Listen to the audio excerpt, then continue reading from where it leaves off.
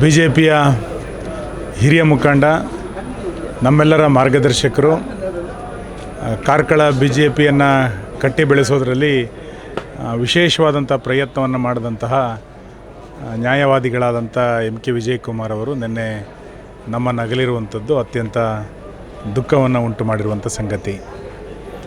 ಒಬ್ಬ ವ್ಯಕ್ತಿ ಒಂದು ವಿಚಾರದಕ್ಕೆ ಬದ್ಧತೆಯಾಗಿ ಯಾವ ರೀತಿ ಕೆಲಸ ಮಾಡಬೇಕು ಅನ್ನಲಿಕ್ಕೆ MK ವಿಜಯಕುಮಾರ್ ಒಂದು ಜೀವಂತವಾದಂಥ ಉದಾಹರಣೆ. ಈ ವಯಸ್ಸಿನಲ್ಲೂ ಕೂಡ ಅವರ ಲವಲವಿಕೆ, ಒಬ್ಬ ಸಣ್ಣ ಯುವಕನಿಂದ ಹಿಡಿದು ಹಿರಿಯರ ತನಕವೂ ಕೂಡ ಒಂದೇ ರೀತಿಯಾಗಿ ಎಲ್ಲರ ಜೊತೆಗೆ ಸಹಬಾಳ್ವೆಯನ್ನು ನಡೆಸಿ ಅತ್ಯಂತ ಯಶಸ್ವಿಯಾದಂಥ ಜೀವನವನ್ನು ಅವರು ನಡೆಸಿದರು.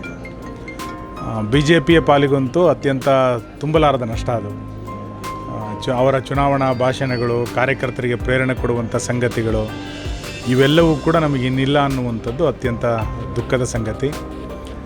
ಸಮಾಜದ 10 ಸಂಘಟನೆಗಳಿಗೆ ಬೆನ್ನೆಲುಬಾಗಿ ನಿಂತಂಥವರು, ಸ್ಕೌಟ್ ಆ್ಯಂಡ್ ಗೈಡ್ಸ್ನಿಂದ ಹಿಡಿದು ಜೈನ ಸಮಾಜದ ತನಕ 10 ಯುವಕ ಸಂಘಗಳಿಗೆ ತನ್ನದೇ ಆದಂಥ ಮಾರ್ಗದರ್ಶನವನ್ನು ಮಾಡೋದ್ರ ಮುಖಾಂತರ ಇಡೀ ಕಾರ್ಕಳದ ಒಂದು ಪ್ರೇರಣೆಯ ಕೇಂದ್ರ ಆಗಿದ್ದರು.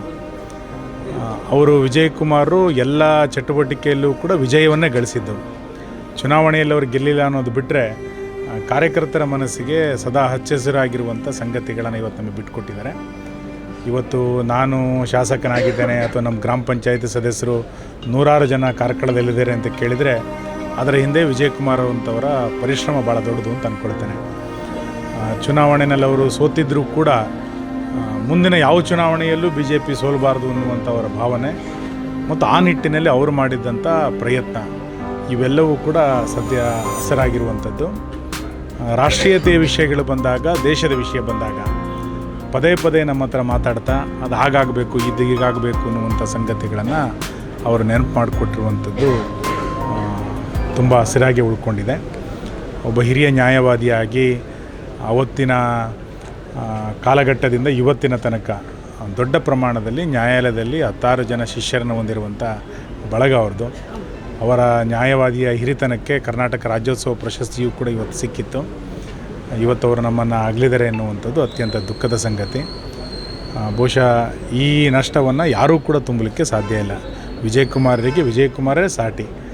ಅವರು ಕಳೆದ ಬಾರಿ ಚುನಾವಣೆಯಲ್ಲಿ ಹೇಳ್ತಾ ಇದ್ದಾರೆ, ನಮ್ಗೆ ನೆನಪಿದೆ, ನಂದು ಇದು ಕೊನೆಯ ಚುನಾವಣೆ, ಈ ಬಾರಿ ನಮ್ಮನ್ನು ಗೆಲ್ಲಿಸ್ಕೊಡಿ ಅನ್ನುವಂಥ ಮಾತನ್ನು ಹೇಳ್ತಾ ಏರ್ಪೋರ್ಟ್ನಲ್ಲಿ ನಾನು ಡಿಪಾರ್ಚರ್ ಗೇಟ್ನಲ್ಲಿದ್ದೇನೆ, ತುಂಬ ಜನ ಅರೈವಲ್ ಗೇಟಿಗೆ ಬಂದಿದ್ದೀರಿ ಅನ್ನುವಂಥ ಹಾಸ್ಯದ ಮಾತುಗಳನ್ನು ಕೂಡ ಅವ್ರು ಹೇಳ್ತಾ ಇದ್ದಿದ್ದು. ಇವತ್ತು ಅವರು ಡಿಪಾರ್ಚರ್ ಆಗಿರುವ, ಅವರ ಭಾಷೆಯಲ್ಲಿ ಹೇಳಬೇಕು ಅಂದರೆ ಇವತ್ತು ಅವರು ಡಿಪಾರ್ಚರ್ ಆಗಿದ್ದಾರೆ. ಅವರ ಸದ್ಗತಿ ಸಿಗಲಿ ಕುಟುಂಬಕ್ಕೆ ಮತ್ತು ನಮ್ಮೆಲ್ಲರಿಗೂ ಕೂಡ ಅದನ್ನು ತಡೆದುಕೊಳ್ಳುವಂಥ ಶಕ್ತಿ ಭಗವಂತ ಕೊಡಲಿ ಅಂತೇಳಿ ನಾನು ಆಶಿಸ್ತೇನೆ.